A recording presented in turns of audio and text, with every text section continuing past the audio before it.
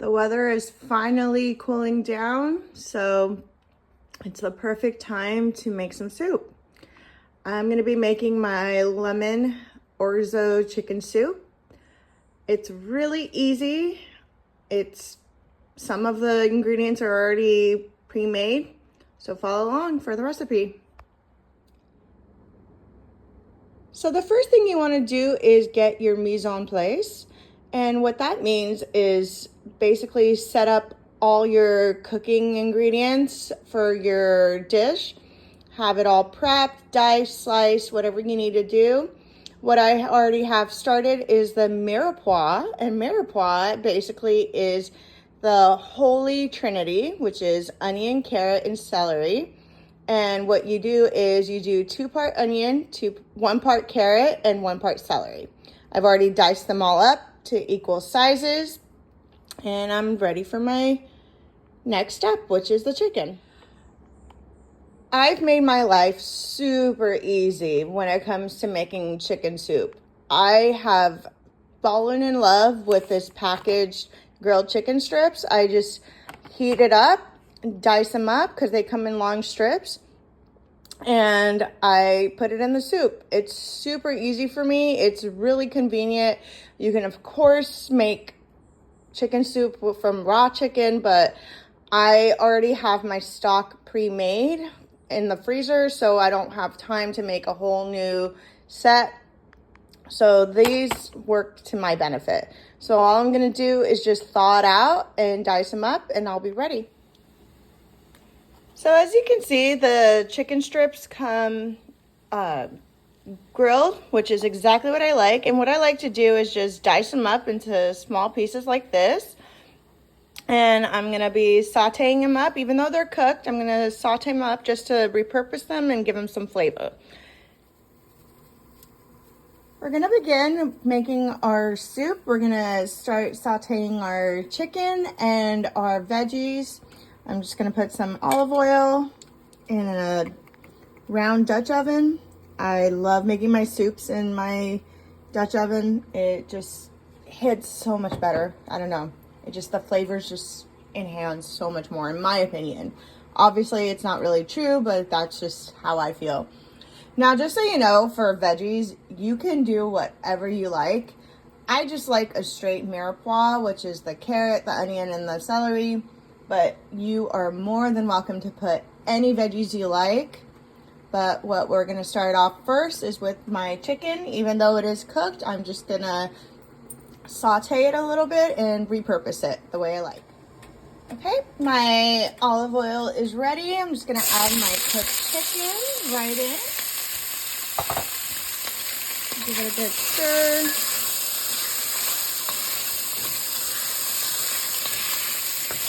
And this is the part where I start repurposing it. I'm going to add some thyme leaves, dry thyme. I don't like it to be fully brown. I like to see all my flavors. So we'll just add that right into the mix.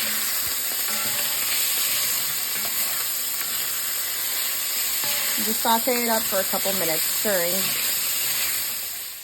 Now, what I like to add to my chicken is one of these chicken bouillon cubes.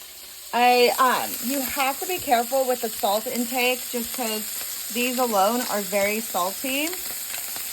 And so I actually don't put any salt in until the very, very end. But I add 1 cube to my chicken just to repurpose that. And then I'm going to be taking it off from the heat, and I'm going to add my veggies next. So my chicken is ready. I'm just gonna take it off the heat. I'm just gonna put it right back into the bowl.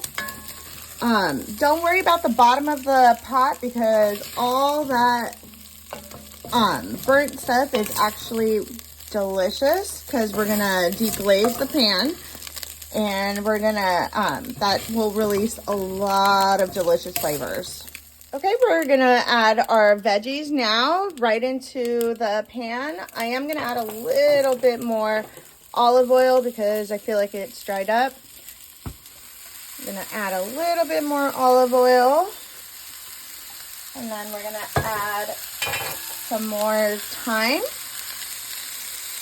because I love thyme in my soup. I like it dry.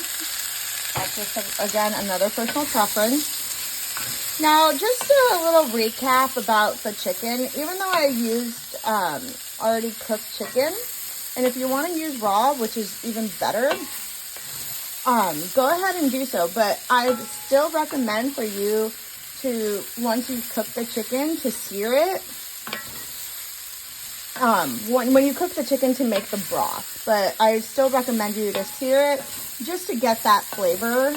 Because after I saute these, you're going to see me deglaze all this bottom of the pan. It's going to be super good. While I'm having my veggies saute with the thyme, I am going to reheat my stock. What I do is I make a large batch of chicken stock, beef, and turkey stock, just to always have in the freezer ready for it. So I just reheated it. It is a bit more on the saltier side, so that's why I don't put any salt in my soup until the end, just in case, just to make sure I don't over salt it. So, which is why you won't see me put any salt at the moment. I will, however, add 2 more chicken bouillon cubes just to give the delicious chicken flavor into my veggies. What I like to do is I make a little bit of extra mirepoix, and then I take some out, and then I just eat it by the spoonful. I'm weird like that. It actually gives me like the holiday feel. It just literally smells like the holidays for me when I'm sauteing the mirepoix. And I just love the flavor. I love the flavor combination of the carrots, the celery, the onion, with the thyme and the bouillon. It's just so good. I can't really say how healthy it is, but because there's a lot of olive oil, but it's still good, in my opinion. So my mirepoix has had a nice hot bath. It has sauteed and loosened up a little bit. I'm going to just add a little bit of my reheated broth, and I'm going to deglaze my pan just like this. I'm going to scrape off the bottom and get all that yumminess out, and just mix it before I add all the broth in there. So notice how it loosens up. Add a little bit more broth. Bring the heat up just a little bit. Loosen up all the bottom of the pan, and it does give a nice dark color, but that's all flavor. See what a nice deep rich color it gave my veggies? That's because all the flavors are being released from the bottom of the pan. And now I'm just gonna add more broth. I'm just gonna pour the whole thing in along with the chicken. Actually, I'll add the chicken first, and then I'll add the pot of stock.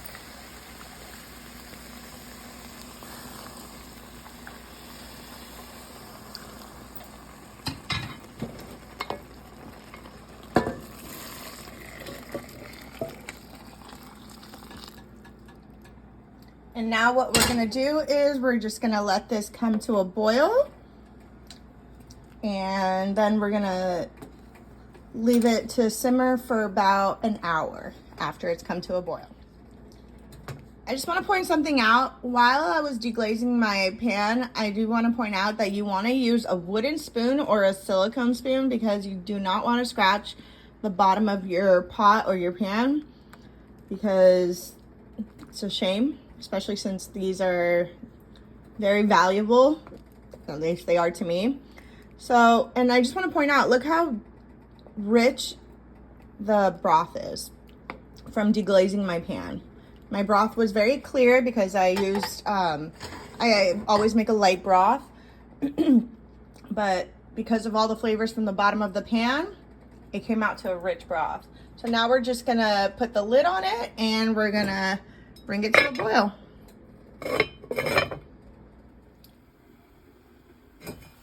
Okay, looks like my soup is coming to a boil, which is perfect. So what I'm gonna do is lower the heat, and I'm just gonna let this simmer on low for about an hour to an hour and a half, depending on how I feel. The more I let it simmer, the more flavorful and it'll be.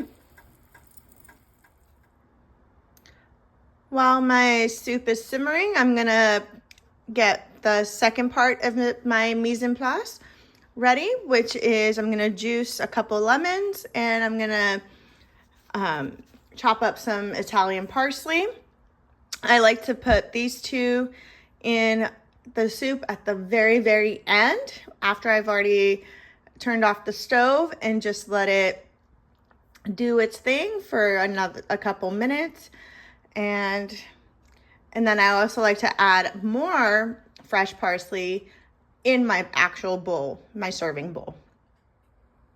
Got my fresh parsley prepped and got my lemon juice juiced.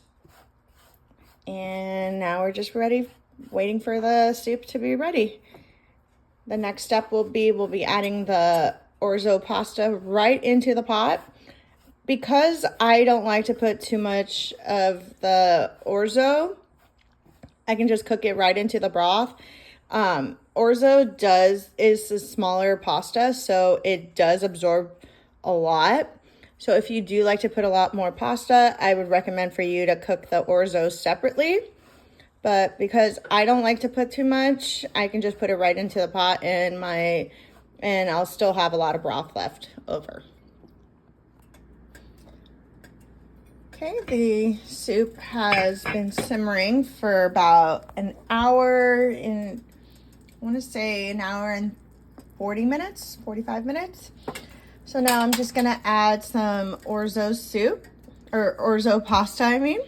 Like I said before, I'm only gonna add a little bit because I don't like too much of it, and I'm gonna put it directly into the pot because since I'm not putting a lot, it won't absorb everything and it won't take all the broth. So I'm just gonna add a little bit, and I'm gonna stir it frequently for about a minute so it won't stick to the bottom of the pot. And I'm gonna cook it for about 6 minutes, and I'm gonna turn off the heat.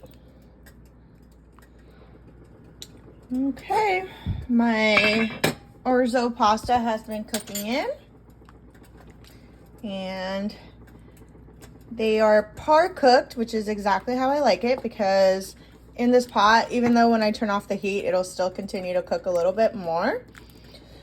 And now what we're gonna do is turn off the heat, and I'm gonna add my 2 lemons right in.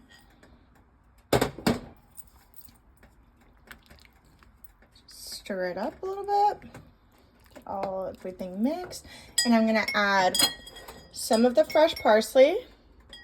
I like to leave a little bit so I can put it right into the bowl of my my serving bowl, just like as a topping. The parsley and the lemon give it a good fresh flavor, which I absolutely love.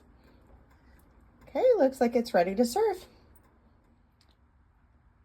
As I had said earlier, I don't add salt in the beginning of the cooking process just because my broth was already pre-seasoned. And I also add the chicken bouillon cubes.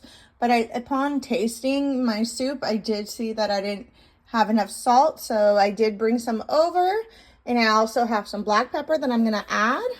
So I'm just going to add a little bit of salt and some black pepper just for the last finishing taste. And give this a good stir, and we are now ready to serve it. Okay, I've got my bowl here. I'm gonna pour some right into my bowl. It smells so good. It's so warm and comforting.